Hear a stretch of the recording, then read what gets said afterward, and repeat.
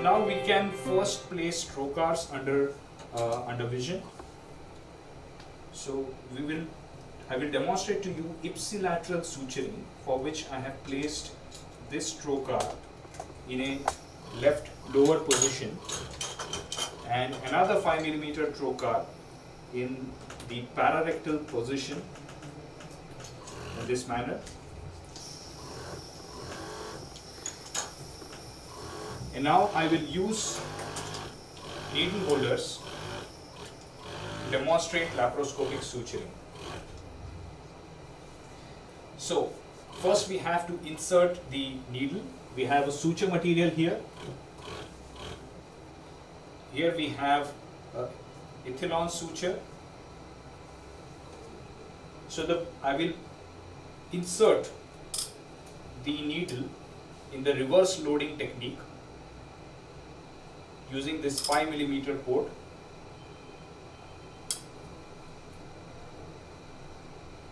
So the needle is inside. And now, as you can see, we have various kind of incisions here. This is this kind of tissue texture, and incision mimics the myoma bed or the uterine scar suturing, uterine incision suturing. And here we have the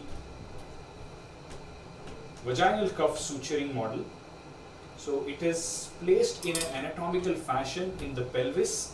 We can see various structures, anatomical structures marked over here in the pelvis.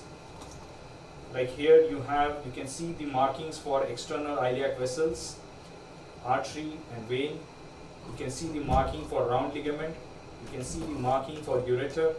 Okay, you can see the bowel and other abdominal structures. And we have the vaginal cuff placed deep in the pelvis, so that the vaginal cuff suturing can be practiced in an anatomical fashion. Because normally when we see routine endotrainers, the suturing pad is placed in a fashion which does not necessarily mimics the anatomy. But herein, the placement is much more close to the normal anatomy. So I have held the needle to demonstrate to you the vaginal cuff suturing. Okay, so needle should be held in a specific angle for vaginal cuff suturing, so that the angle between the needle and the needle holder is obtuse and not right angle.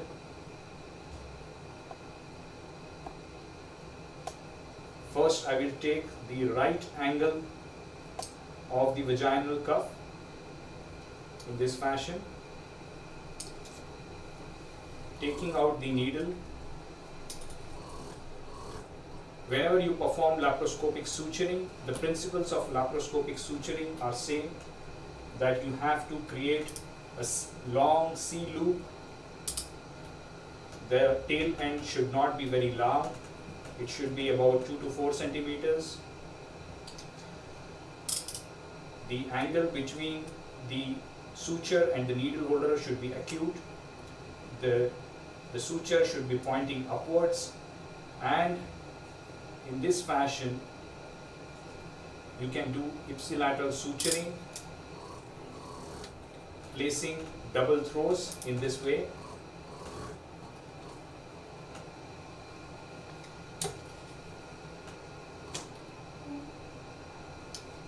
And then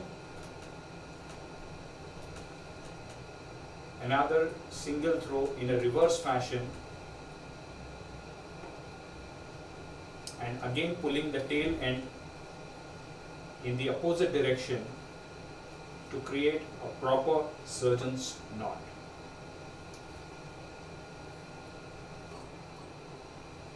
I will make one more throw before we move onwards to secure this knot completely.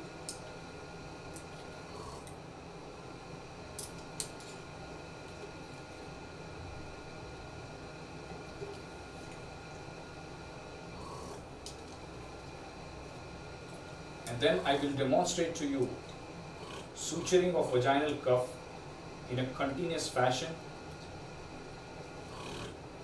The most difficult step in suturing is always holding the needle in correct position, for which you need to use both your instruments, both your hands to hold the needle in proper position. So as you can see in this suturing model, we have got a significant length of vaginal cuff, so that you can practice the suturing in the exact way that it is taught. That is, you need to take good bites on the vagina, at least 0.5 centimeter thickness bites on both the cuffs, and the distance between each bite again can vary between 0.5 to 1 centimeters.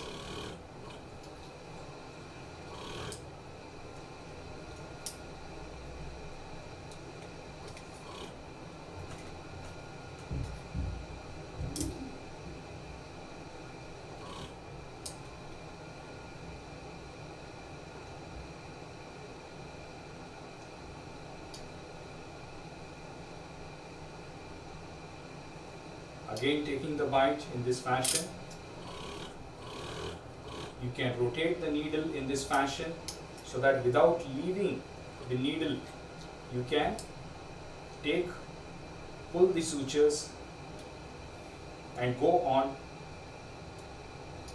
to the next bite.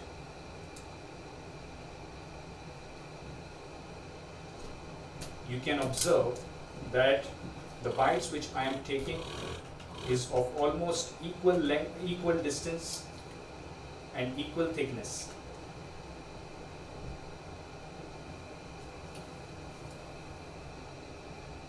And in the end, you reach the opposite vaginal angle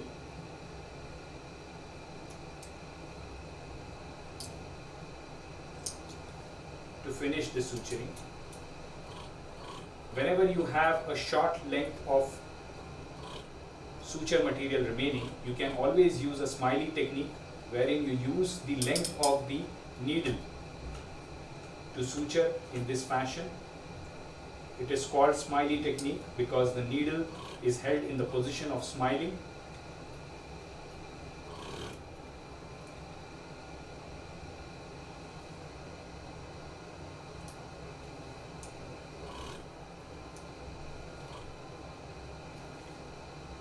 Again, using the length of the needle, this time in a reverse fashion.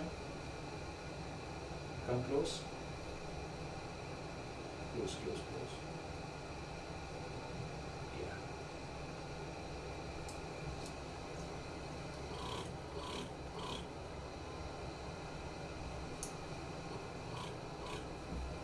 Yeah. And last throw to finish the suturing. So my conclusion is that the way this model has been designed and the way this endotrainer has been designed, it mimics the real anatomy in a good way, and that allows the trainee to practice suturing in the way which mimics the real life scenario as close as possible.